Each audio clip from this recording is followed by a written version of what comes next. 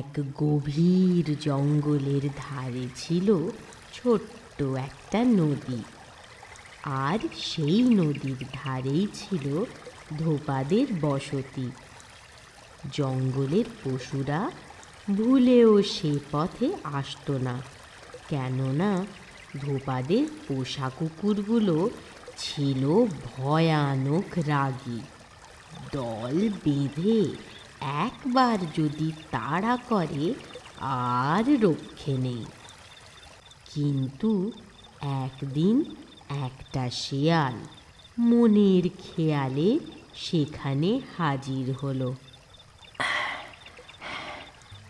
আরে, দড়িতে ওগুলো কি ঝুলছে? মানুষ না মানুষের পোশাক? দেখি তো। বাঁদরের কাছে শুনেছিলাম বটে, নদীর ধারে মানুষ থাকে, সেই মানুষদের নাকি পোশাক আশাকের উপর ভীষণ রাগ। এক তাল পোশাক নিয়ে মানুষেরা নদীর জলে চুবোয় আর আছাড় মেরে খালি পেটাতে থাকে। কিন্তু পোশাকের লাশগুলো যে এভাবে ঝুলিয়ে রাখে তা তো বলেনি। সে যাই হোক, এখানে মানুষ যখন থাকে খাবারও নিশ্চয়ই আছে।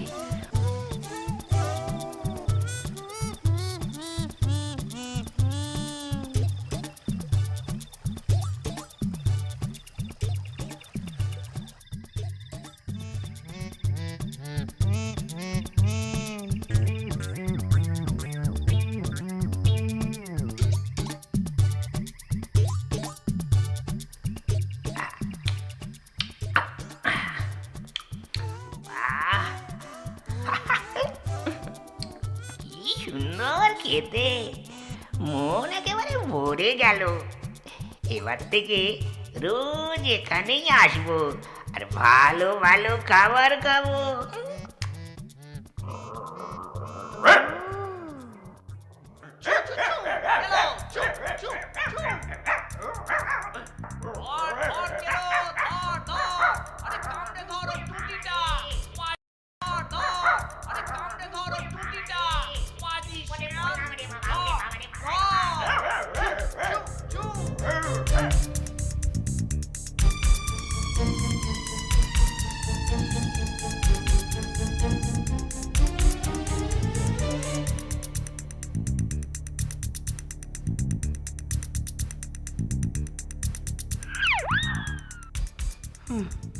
যা যা পালিয়ে গেল তো।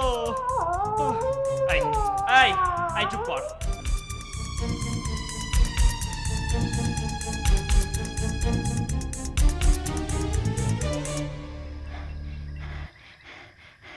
ওরে বাবা, ওরে বাপ রে বাপ, খুব বাঁচা বেঁচে গেছি। আর একটু হলেই আমায় ছিঁড়ে খেত ওই কুত্তাটা। বড্ড হাঁপিয়ে গেছি, একটু একটু জল খাই।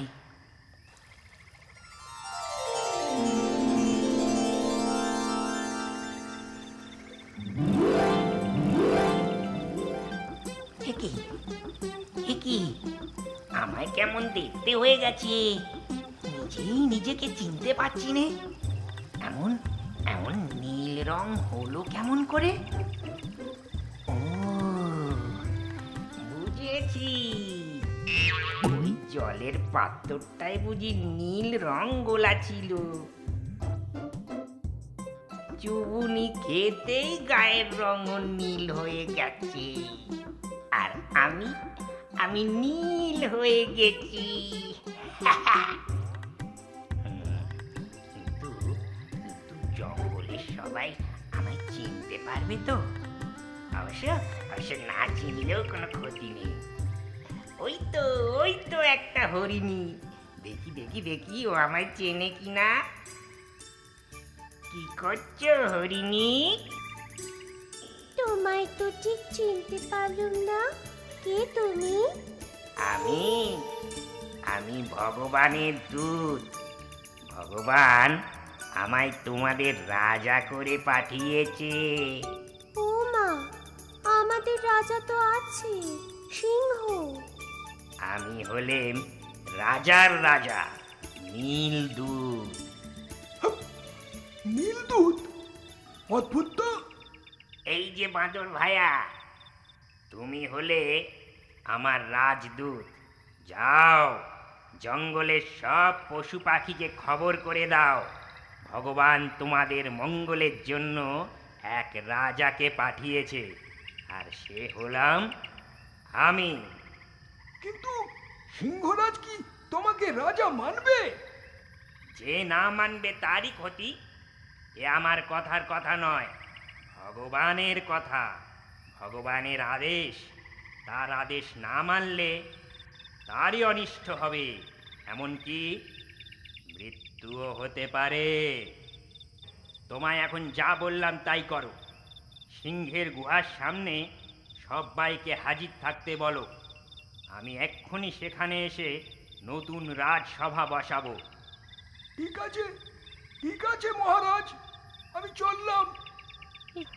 বাদুর তো রাজদূত, আমি আমি কোন পদ পাবো মহারাজ? তোমায় আমি উদ্যান মন্ত্রী করলাম, খুশি তো?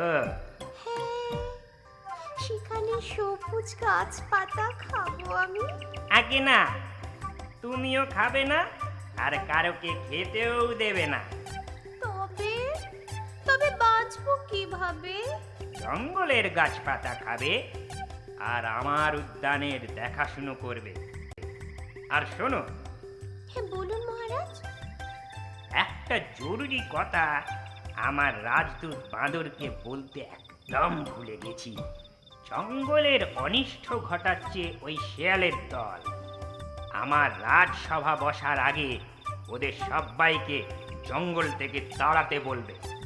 একজনও যেন এই জঙ্গলে থেকে না যায়, থাকলে আমার তোমার সবার অমঙ্গল হবে। তুমি দৌড়ে গিয়ে ছুটতে বলে এসো তো, যাও এক্ষুনি। যাচ্ছি মহারাজ, আসিয়ে। সবাই এসে গেছো? আমি তাহলে এবার দায়িত্ব ভাগ করে দিই। আমার দায়িত্ব তো আমি পেয়ে গেছি মহারাজ, আমি হলাম রাজদূত। আর আমি আমি উদ্যান মন্ত্রী। সিংহ হবে আমার প্রধানমন্ত্রী। আর আমি? তুমি তুমি জলমন্ত্রী। আর আমি? তুমি আমার প্রতিরক্ষা মন্ত্রী। খাদ্যমন্ত্রী হলো ভল্লুক। আর আমার পদ? আমার শয়নকক্ষ পাহারা দেবে তুমি। বাকি সময় আমার খাবার জোগাড় করে এনে দেবে। ভালো কথা। ওই পাজি শেয়ালের দলকে তাড়ানো হয়েছে তো?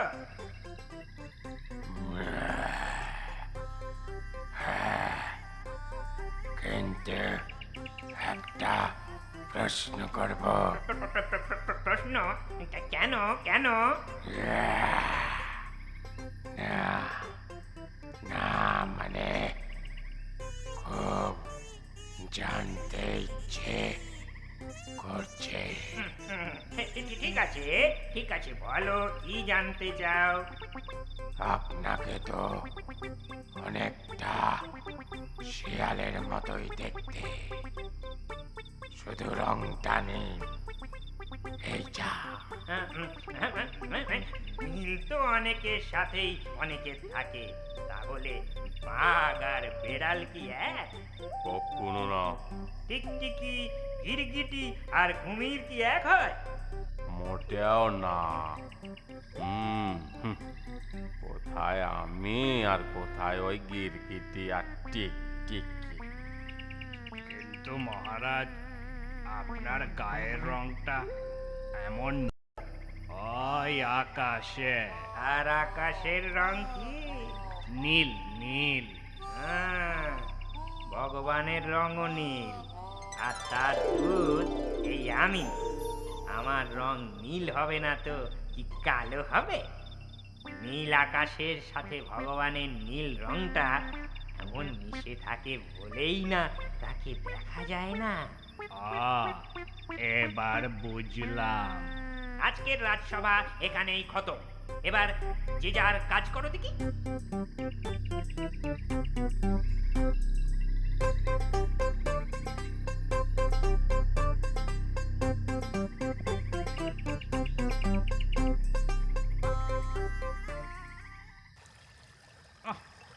কি মুশকিল হলো বলো তো, জঙ্গলে ঢুকতে গেলে পশুরা তাড়া করে, আর ওদিকে যেতে গেলে মানুষ আর কুত্তাগুলো ধেয়ে আসে। আমরা যে কোথায় যাই, কি করে বাঁচি? নতুন রাজা নাকি ভগবানের দূত, আমাদের তাড়ালো কেন বলো দেখি? সেটাই তো ভাবছি। আরে শুনলাম নতুন রাজাকে নাকি আমাদের মতোই দেখতে। হ্যাঁ, বাঁদর তো তাই বলল, শুধু গায়ের রংটা নাকি নীল। আহ, ওই ওই ওই ওইদিকে তাকিয়ে দেখ, ওই ধোপাটা সাদা কাপড়, ওই পাত্রটা শোভাচ্ছে, আর কেমন নীল হয়ে যাচ্ছে। আরে তাই তো, ধোপার হাত দুটো তো নীল দেখাচ্ছে। তবে কি হ্যাঁ হ্যাঁ ঠিক ধরেছিস, ঠিক ধরেছিস। এই নতুন রাজা আর অন্য কেউ নয়, আমাদেরই একজন। এখন বুঝতে পারছি সবাইকে ছেড়ে আমাদের কেন তাড়িয়েছে। চল চল, সবাইকে বলে দি চল। ওভাবে নয়, বুদ্ধি করে ওকে ধরিয়ে দিতে হবে। মুখের কথা কেউ মানতে চাইবে না। চল, গুহার সামনে যেতে হবে। কিন্তু সেখানে যাব কি করে? রাতের অন্ধকারে লুকিয়ে। তারপর তারপর সেটা পরেই বলছি।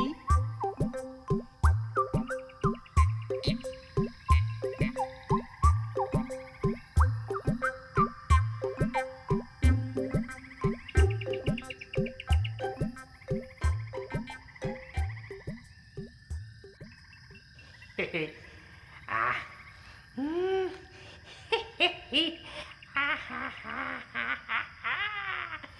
দিনগুলো বেশ ভালোই কাটছে। এই না হলে রাজার জীবন, শুধু পায়ের উপর পা তুলে খাও আর ঘুমাও। আহা আহা, কিন্তু কেমন বুদ্ধু বানিয়েছি সবাইকে। মনের থেকে না মানলেও সিংহরাজ বাধ্য হয়ে আমাকে রাজা মানছে। ভাবতেই বেশ ইয়ে লাগছে। না না, হ্যাঁ হ্যাঁ, এবারে সব এখানে চুপ করে লুকিয়ে থাক, চুপ করে। তারপরে কথা মতো কাজ করবো। ঠিক আছে, ঠিক আছে।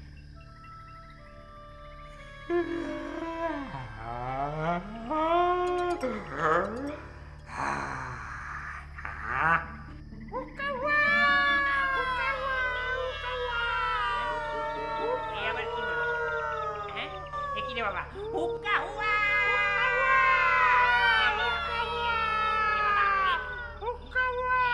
হুক্কা হুয়া! হুক্কা হুয়া!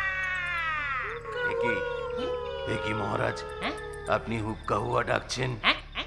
না না না, আমি ওদের ভেঙাচ্ছি। আচ্ছা বলি, ওরা এলো কি করে? ওদের তাড়াও। এখনই যাচ্ছি। হুক্কা হুয়া! হুক্কা হুয়া! নীল রং মেখে শিয়াল রাজা হুয়া, নীল রং মেখে শিয়াল রাজা হুয়া। হুক্কা হুয়া! হুক্কা হুয়া! হুক্কা হুয়া! তাই তো আমরা ডাকলে ও না দিকে পারবি না, ওকে ডাকতেই হবে। হুক্কা হুয়া, হুক্কা হুয়া, হুক্কা হুয়া। হুক্কা হুয়া! হুক্কা হুয়া! ওরা মিছে কথা বলছে, ওরা মিছে কথা বলছে। বটে বটে, দাঁড়া। হুক্কা হুয়া! ওরে বাবা, তাই তো হুক্কা হুয়া! মার মার মার পাজি শিয়ালটাকে মার মার শেষ করে দে মার মার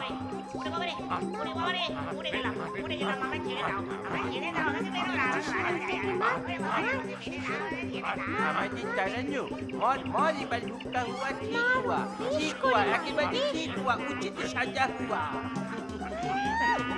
রাজা সাজা শেষ করে দে মার মার এইভাবেই দুষ্টু শেয়াল উচিত সাজা পায় আর সিংহরাজ তার রাজ সিংহাসন ফিরে পায়। আমার কথাটি ফুরলো, নোটে গাছটি মুড়লো।